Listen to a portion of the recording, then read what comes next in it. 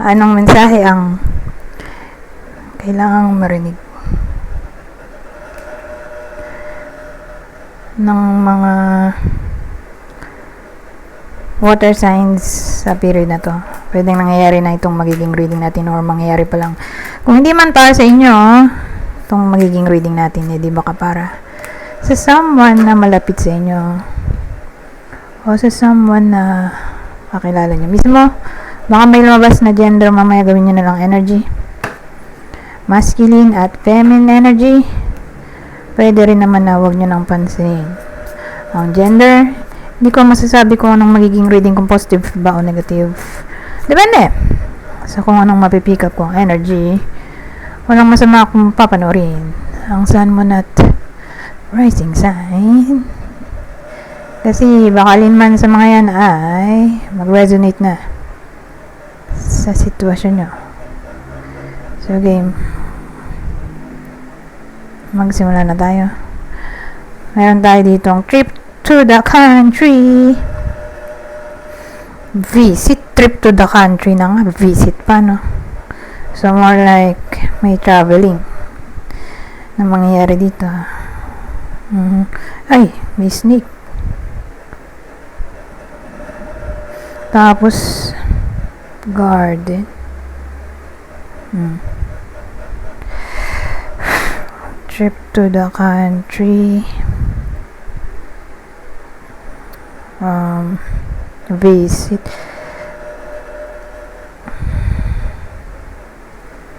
Ano nga ba? Ang dating sa akin,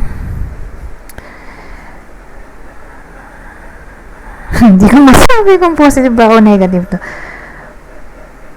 Doble na lang natin. So pag sinabing doble, dalawa yung explanation. Dun muna tayo sa positive. Ay, positive. Negative muna. Negative bago positive. Negative. Ang dating may traveling eh.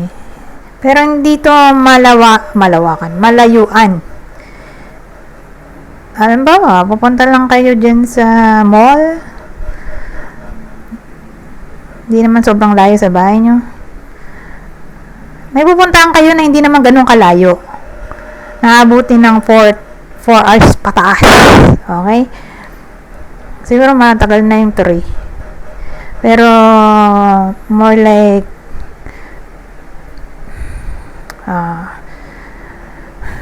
malapit nga lang to. Malapit lang sa inyo.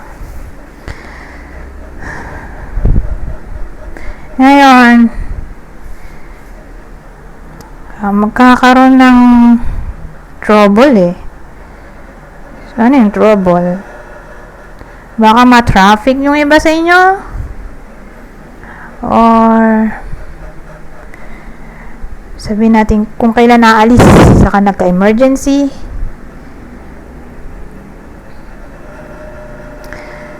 Maganda ting. Yun yung negative ah. Doon na tayo sa ano. Positive. Teka, hindi ko may kaka-positive ba dito. Paano ko ito gagawin? Positive.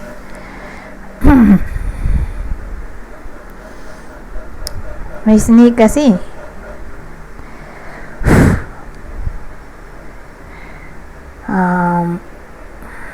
May ganito.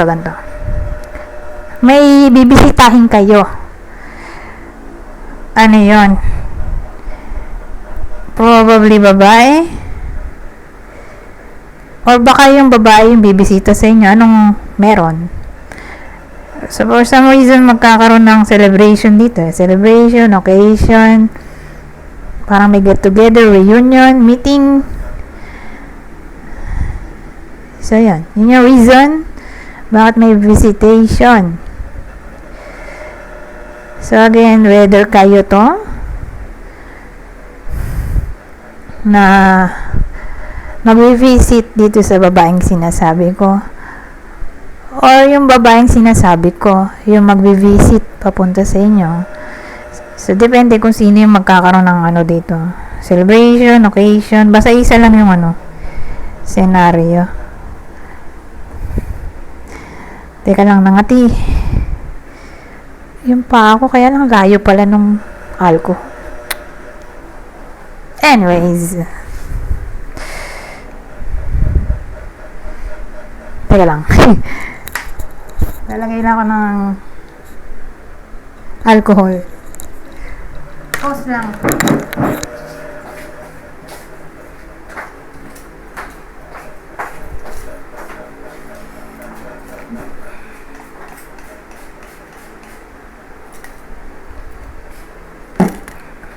Sandali.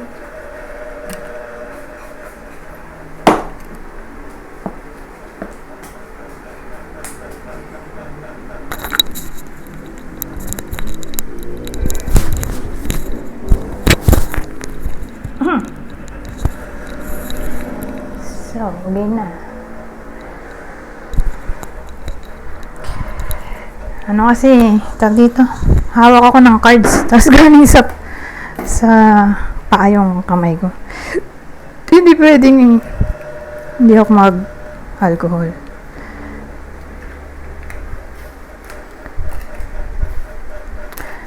Anyways,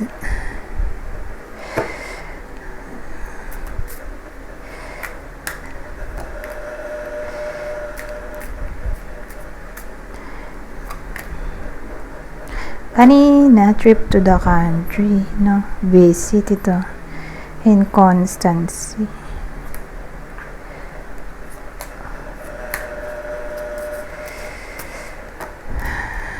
Market.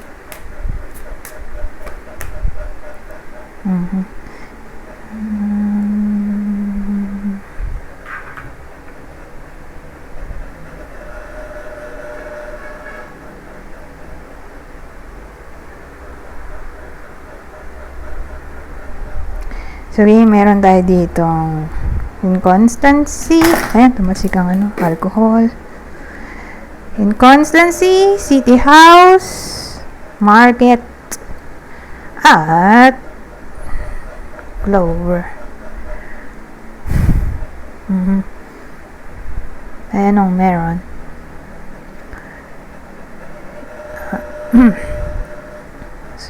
Iniisip ko kung positive, negative ba itong reading natin. Wala naman ako nakitang, ito pala, negative.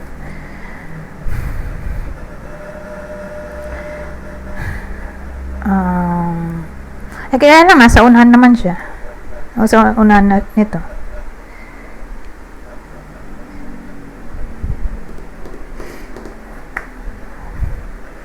So, ang dating sa akin,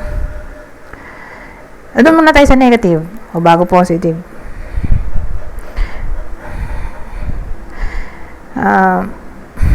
May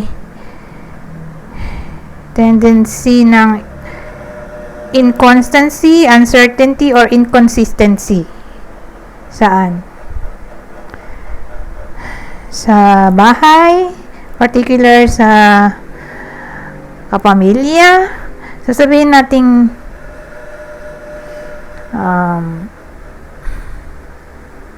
may chance dito chance na gumala. Kasi may marketplace, may market dito.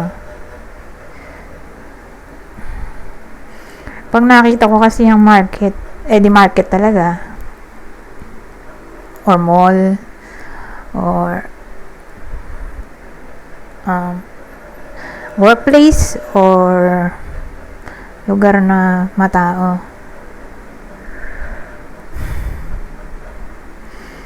Baka pupunta yung iba sa inyo sa bangko. May nagpasama siguro. Whether kayo yung nagpasama doon sa family member nyo, or yung family member nyo yung nagpasama sa inyo. Pupunta daw ng, let's say, bangko. Kaya na-outlaw. Sabi, pupunta daw, tapos sabi bukas na lang daw. Hanggang sa hindi na natuloy. Ganda thing.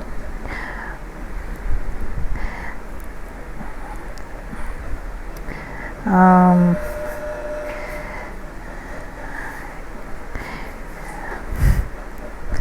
ano pa? Negative, ano? Palalawakin ko pa ba yan? Wag na. Sa positive na tayo.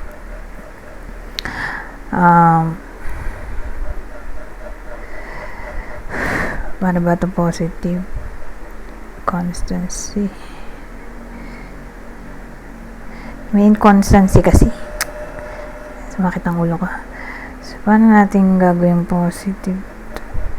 So, sabihin natin nangyayari na to. Na yun nga.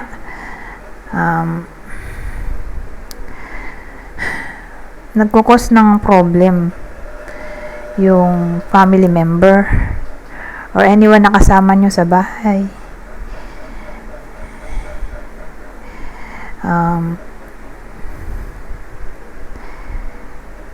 Sabihin natin magkakaayos pa, no? Ay, may market dito. Adi, dun papasok yung market or workplace work. Reconciliation ay posible. Chance ng reconciliation. Mag-work out yung connection ulit. So, again, reconciliation, kung nag-aaway nga or mag-aaway pa lang, pero sa pagitan to ng water sign at kapamilya or kasama sa bahay. So, sinabi mong kasama sa bahay, baka grandparents, sibling, parents, kasambahay, hipag, kadugo, basta ganon, kasama sa bahay, karumate. Chance ng reconciliation. Kumbaga, may chance na mag-build. Kasi may market dun eh. Parang workplace work. May chance na i-build ulit yung nasirang relasyon, connection. Ngayon, bayin natin yung deck. Bihira ako kasi gamitin tong tarot. Sasayang naman yung panahon na nandito siya, papalitan ko na. OMG.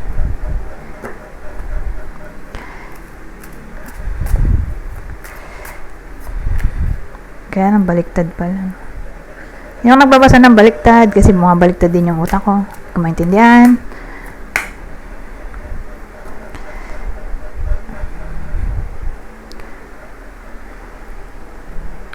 So, dito may King of Wands. The Devil, King of Wands. Birds.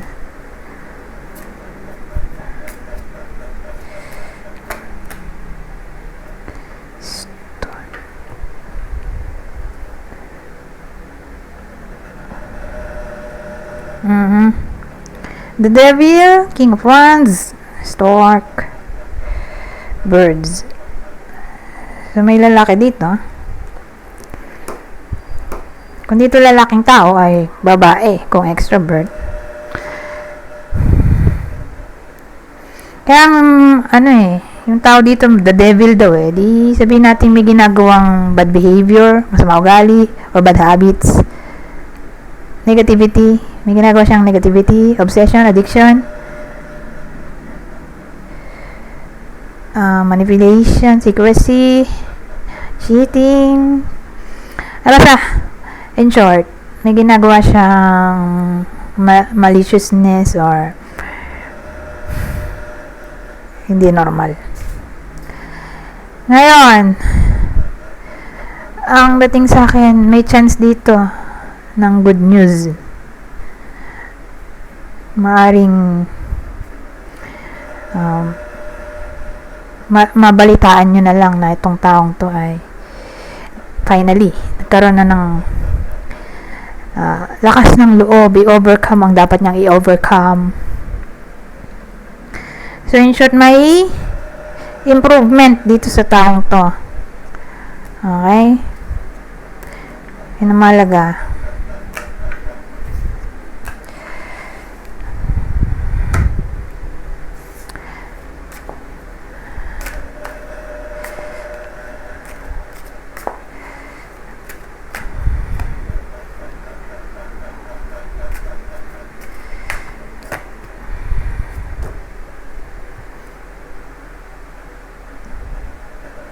Ngayon, dito naman tayo sa susunod. Ano kaya to? Ano mabubuo ko dito? Ay, kaya lang baguhin natin yung ano. Ganito. Kasi, papalitan ko na rin to. Sayang naman. Bihira lang din na gamit. Parang ito. Papalitan ko na rin.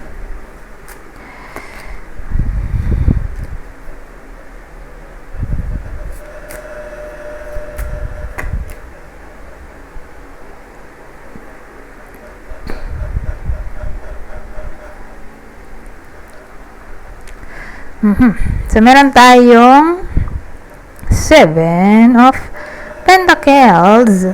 Ito. 6 of Swords. Crossroad Book.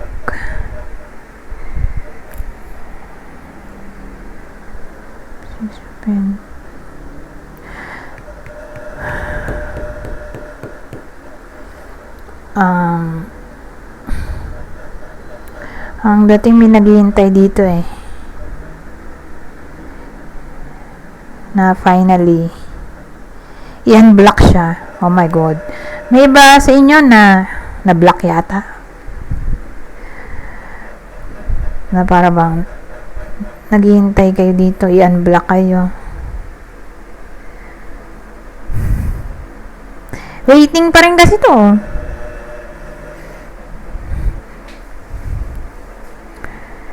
Or baka mangyayari pa lang to. May unblocking. May blocking. Blocking na, yun nga, mangyayari. Tapos, dito kayo naghihintay. Or ghosting to. Naghihintay kayo magbalik tong ng ghost. So, whether nangyayari na to or mangyayari pa lang. Pero nasa waiting period kasi tayo Sa 7 of Pentacles. Ito okay sana 6 of Swords. Kaya lang ito. Parang walang power tong dalawa. Para going positive yung reading natin. So again, more like nasa waiting period pa rin kayo dito sa period na to.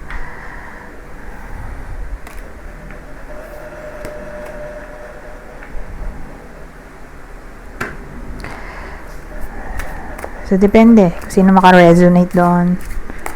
Or again, pwede nangyayari na yun, mangyayari pala.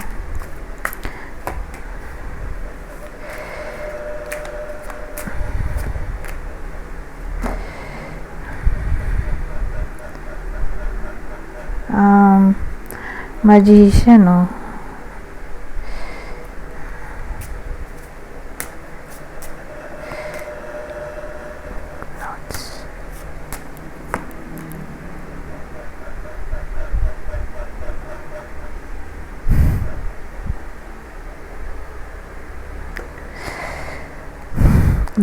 The Magician, Ace of Pentacles, eto The Clouds, eto Reaper. So, ano meron? Positive, negative tayo. Doon muna tayo sa negative. Ay, positive, negative. Oo nga, positive, negative to. Negative scenario.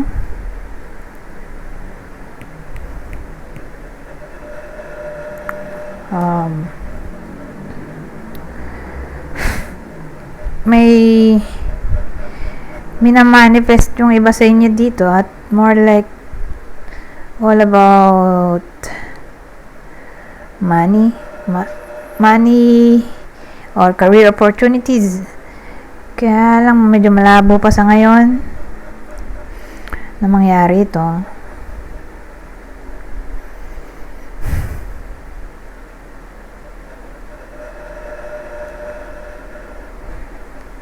Ayun.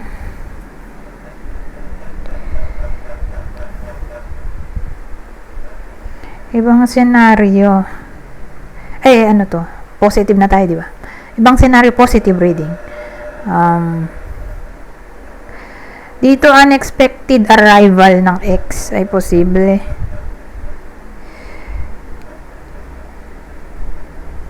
Para sa iba sa inyo. Ex-partner. Ngayon, dito naman tayo. Sa part na to, babasahin ko na lang para mabilis. Kunin nyo lang yung mensahe na sa tingin nyo ay fit sa sitwasyon nyo. Ganon din yung instruction dito pares lang. Kunin nyo lang yung mensahe na sa tingin nyo ay fit sa sitwasyon nyo. General advice at prediction na to sa period na to. Sabi, listen to your inner voice when making choices. Eto. The time is right to take action on your ideas. Parang ito rin yung kanina. Pentacles. Ito. Ace of Pentacles din. Press. Ito.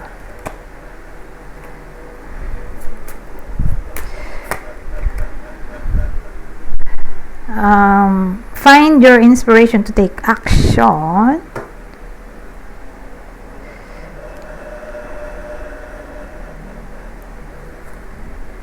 Dito naman.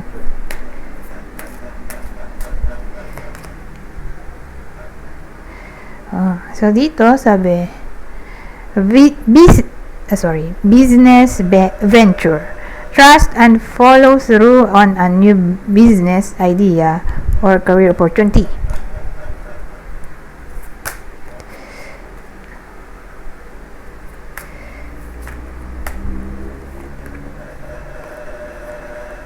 Ito.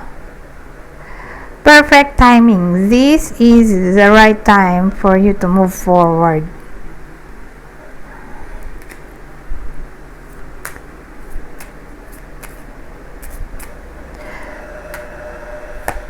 Itang huli. Wow, ito maganda Your wish is granted.